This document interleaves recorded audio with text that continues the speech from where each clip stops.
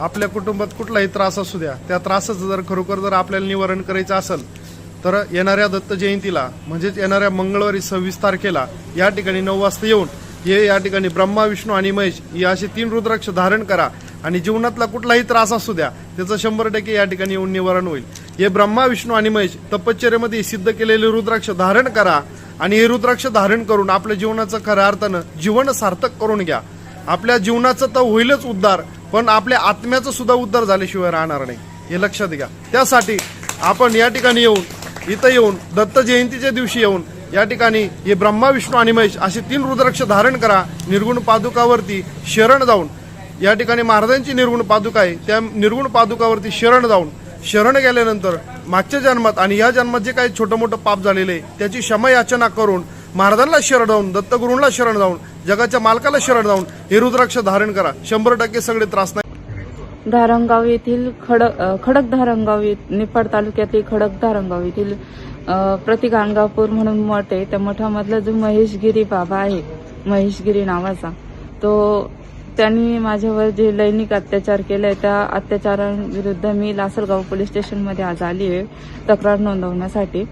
तर त्यांनी सुमारे 2 वर्षापूर्वी माझ्यावरती हे कृत्य झालेलं आहे माझ्यासोबत। त्यांच्या मठामध्ये मी माझे जे घरातला प्रॉब्लेम होता त्याच्यासाठी मी एकदा त्यांचं इंस्टाग्रामवरती त्यांचे व्हिडिओ बघून आमची फॅमिली, माझे मम्मी पप्पा आणि मी गेली होती। त्याच्यानंतर त्यांनी तिथे आम्हाला दर गुरुवारी यायला सांगितलं आणि त्यांचं जे पापविनाशी तीर्थ आहे त्या तीर्थामध्ये आंघोळ करायला लावली त्या तळ्यामध्ये। त्याच्यानंतर औदुंबराला फेऱ्या मारायला लावल्या, असं 4 गुरुवार करायला लावलं आणि प्रत्येक गुरुवारी 200 रुपयाची पावती फाडायला लावली, अन्नदान करायला लावलं। तिथं घरून येताना 5 किलो तांदूळ वगैरे घेऊन या असं म्हणायचे। त्याच्यानंतर त्यांनी माझा नंबर घेतला वैयक्तिक, की म्हणे तुझी जन्मतारीख वगैरे मला व्हॉट्सअपला पाठव। त्याच्यानंतर मी त्यांना पाठवले आणि मला म्हणे की त्यांनी मला 2-3 दिवसानंतर मेसेज केला की हाय, कशी आहे व काय, जेवली का वगैरे। तर मी म्हटलं की हा बाबा असं मला असे मेसेज करतोय वगैरे। तर मी घरी सांगितलं, माझ्या बहिणीला वगैरे दाखवलं, तर ती म्हणे असंच करत असेल बा। तर मी नंतर कॉन्टॅक्ट बंद करून टाकलं। तर त्यांनी मला धमकी दिली की माझ्या स्थानावर परत पाय नको ठेवू बा असं। तर म्हटलं आता मम्मी पप्पा परत म्हणशील तर मीच त्याला काहीतरी बोलले असेल म्हणून त्याने असं सांगितलं। मग नंतर एक दिवस मग मी त्याच्याशी बोलतच राहिली फोनवर। नंतर त्याने एक दिवस माझ्या पप्पांना सांगितलं की तिला वैयक्तिक मला भेटायला पाठवा पंचवटीला असं। तर मी पंचवटीला गेली त्याला भेटायला। तर त्यावेळेस त्यांनी मला त्याच्या गाडीमध्ये बसवलं आणि मला म्हणे की आपण एकांतात ठिकाणी जाऊ बोलायला, असं सांगून त्यांनी मला त्र्यंबक येथील लॉजवर नेलं। तर लॉजचं मला नाव आठवत नाही, पण मला तो लॉज माहिती आहे की कोणत्या लॉजवर मला नेलं त्यांनी। त्या लॉजवर नेल्यानंतर तिथे त्यांनी माझ्यावर अत्याचार केला।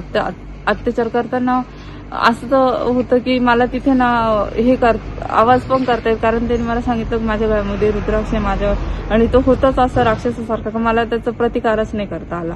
आणि नंतर म्हणजे मला कळत होतं की माझ्यासोबत काय होते, पण मला हे बोलताच येत नव्हतं। आणि नंतर त्यांनी मला म्हणे की तू किती पण काही कर, माझ्या विरुद्ध तू काहीच करू शकणार नाही। त्याच्यानंतर त्यांनी मला तिथून जे हे मुंबई नाक्याचं जे सिग्नल आहे तिथं त्यांनी मला सोडलं। माझ्यासारख्या अनेक महिला, अनेक मुली त्या बाबाच्या जाळ्यात फसल्या आहे आणि मला माहिती आहे खूप मुलींवर हा अत्याचार झाला। आता पण त्या शांत आहे। तर प्लीज प्लीज प्लीज माझ्या सगळ्या मुलींना विनंती आहे, मी जसं आपल्या मागे समिती आहे लासलगाव पोलीस स्टेशन भक्कमपणे उभे, तर प्लीज त्या मुलींनी समोर यावं।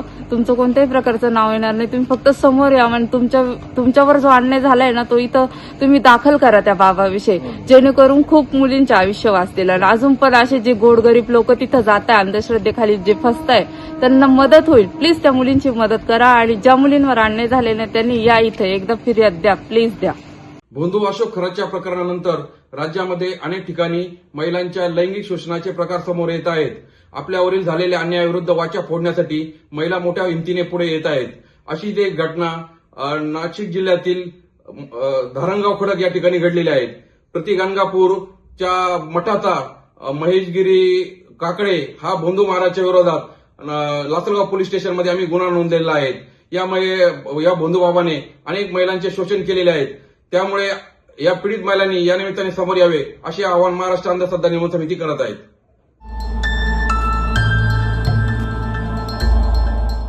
CEN न्यूज, देश प्रदेश की ताजा तरीन खबरों के लिए CEN न्यूज को सब्सक्राइब करें और रहें पल पल की खबर से हर पल बाखबर।